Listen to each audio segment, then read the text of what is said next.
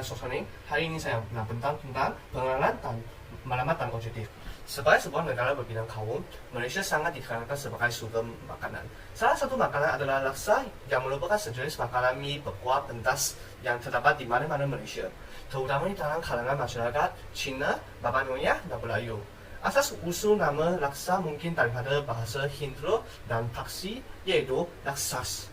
Bermaksud nama makanan mie berkuah. Dalam bahasa Sanskrit, ia bermaksud 10,000 kerana dipercayai mempunyai 10,000 laksa. Laksa berasas daripada Semeraja Utara Malaysia, iaitu bangsa Cina Kedah dan Pulau Pinang.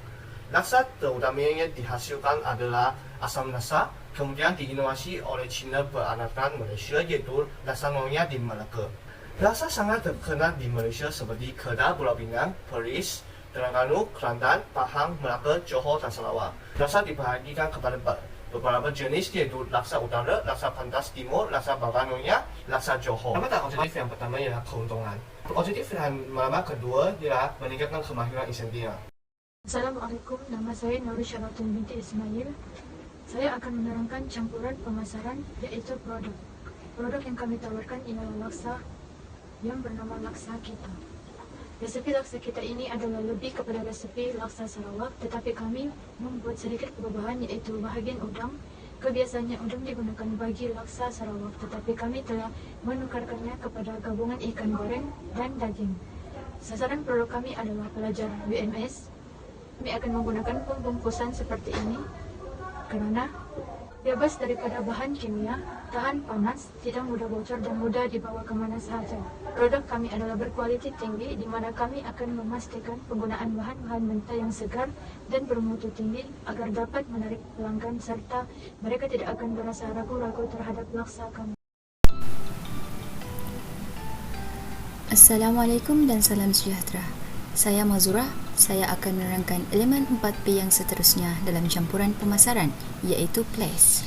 Tempat yang dimaksudkan dalam campuran pemasaran merujuk kepada saluran agihan, iaitu satu set organisasi yang saling bergantung dan terlibat dalam proses pembuatan produk untuk kegunaan pengguna akhir ataupun pengguna perniagaan. Bagi produk kami, iaitu laksa kita, kami memilih mini pasar tani sebagai lokasi utama pemasaran. Kami memilih mini pasar tani kerana kawasan tersebut merupakan kawasan tumpuan seluruh warga Universiti Malaysia Sabah. Mini pasar tani dibuka berhampiran dengan perpustakaan dan anjung siswa, menjadikan kawasan tersebut sebagai pusat perhatian di samping faktor kelapangan kawasan. Mini pasar tani adalah sebuah pasar tamu yang beroperasi pada setiap hari Khamis, bermula pada jam 2 petang hingga jam 6 petang. Selain mengambil kira lokasi pengedaran produk, kami juga menitik beratkan aspek lain seperti inventory, pembekal dan tahap perkhidmatan. Bahan mentah yang kami perlukan seperti daging, rempah ratus, mie laksa dan sebagainya kami dapatkan daripada pasar raya yang berdekatan. Assalamualaikum dan salam sejahtera saya ucapkan. Dalam video ini saya akan menerangkan dua item daripada 4P, iaitu harga dan promosi. Harga yang berpatutan dan murah amatlah penting bagi menarik minat pelanggan. Ia bukan sahaja penting kepada pelanggan, malah kepada kami sebagai penjual sendiri, kerana kami mementingkan keuntungan dan pulangan yang lumayan dalam perniagaan. Oleh itu, kami telah meletakkan harga laksa kita ini hanya RM10.99. Sudah tentu anda tertanya kenapa RM10.99 dan kenapa bukan RM11. Situasi ini dinamakan psychological pricing. Jika pelanggan melihat harga RM10.99, fikiran mereka secara langsung akan mentafsir harga tersebut dengan harga RM10, walaupun hakikatnya berbeza. Permainan psikologi ini yang membuatkan pelanggan akan membeli sesuatu produk. Seterusnya, promosi. Promosi yang efektif amatlah penting bagi menarik lebih ramai pelanggan. Antara strategi yang kami lakukan untuk mempromosikan produk laksa kita termasuklah melalui media sosial dan aplikasi Foodpanda. Promosi melalui media sosial seperti WhatsApp dan Instagram sememangnya berkesan kerana setiap maklumat dapat disebarkan dengan luas. Contohnya, poster jualan laksa kita dapat diterima oleh semua pelajar UMS. Selain itu, kami juga membuat promosi beli 2 percuma 1. Assalamualaikum dan salam sejahtera. Nama saya ialah Nurul Anis binti Omar Ali. Saya akan menerangkan dua bahagian analisis SWOT, iaitu S, strength, kekuatan, dan W, weakness, kelemahan. Laksa kami mempunyai 4 kekuatan. Yang pertama, laksa kami tidak memiliki banyak pesaing. Hal ini kerana tidak banyak orang yang menjual laksa di mini pasar tani UMS. Seterusnya, proses pembuatan laksa kami juga tidak begitu sulit. Bahan-bahan untuk membuat laksa kami mudah diperoleh, membolehkan laksa kami dapat disiapkan dengan waktu yang singkat. Selain itu, harga laksa kami juga dijual dengan harga yang berpatutan. Semua pengguna dapat membelinya kerana ia mengikut harga di pasaran. Akhir sekali, laksa kami juga baik untuk kesihatan. Bahan-bahan yang digunakan adalah berkualiti tinggi, bersih, dan selamat untuk dikonsumi.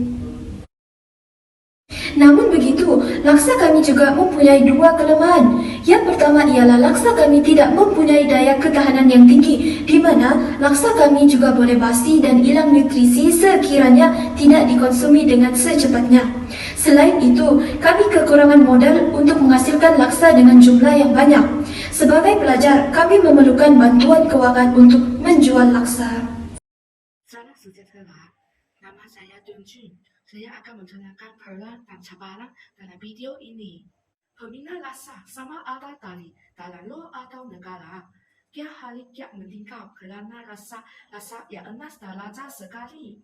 Dengan ini, laksa turun menuju ke arah sasaran yang lebih besar dalam yakni pasaran antara bangsa. Laksa akan dijual akan tayang sekaligus mendapatkan pendapatan rakyat negara tersebut. Nama laksa akan dikenali oleh masyarakat negara lain melalui media sosial. Cabaran yang lebih besar sedangkan ini bagi laksa ialah harga laksa yang tidak konsisten di pasaran. Hal ini disebabkan harganya berubah dapat ditukar. Pengurangan kos seperti penggunaan gas dan bahan-bahan utama untuk menghasilkan laksa semakin meningkat. Jika disikat skop dari bebersih yang lain, cabaran yang seterusnya ialah krisis ekonomi. Hal ini dikatakan demikian kerana penjual laksa perlu mencari tempat untuk menjual laksa bagi mendapatkan keuntungan dengan minat yang kritis. Jadi hasil laksa turun akan disediakan. Namun demikian, suatu akibat yang tidak dapat diketepikan ialah cita rasa yang sentiasa berubah merupakan salah satu daripada cabaran. Ini terjadi setiap individu mempunyai cita rasa yang berbeza.